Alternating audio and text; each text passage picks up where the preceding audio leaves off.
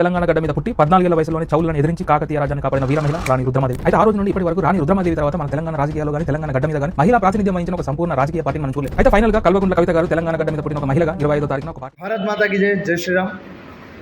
ఈరోజు ఏప్రిల్ 25 కల్వకుంట్ల కవిత గారు party announce చేస్తా అని చెప్పిన సందర్భం సోషల్ మీడియా ఇన్ఫ్లుయెన్సర్ ఒక మిత్రుడు వారిని రాణి రుద్రమాదేవి గారితో పోల్చడం జరిగింది.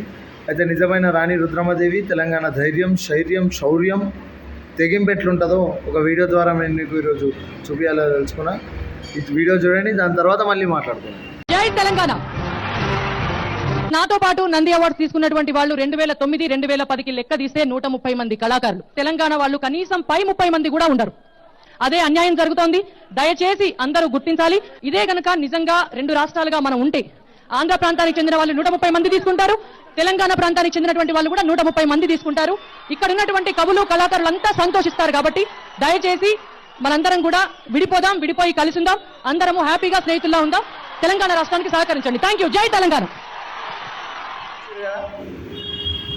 2010 ఉద్యమం ఉగిసిపడుతున్న వేళ తెలంగాణ పేరు చెప్తే అరెస్టులు చేసుడు, లాఠీ చార్జీలు చేసుడు, ఇబ్బంది పెట్టుడు, అసొంటి సిచ్యువేషన్లో కూడా స్టేజ్ మీద మాట్లాడుకుంటా అంతమంది ఆంధ్రోళ్ళ మధ్యలో జై తెలంగాణ అని నినదించి తెలంగాణ ప్రజలకు జరుగుతున్న అన్యాయాన్ని వారు మాట్లాడడం జరిగింది.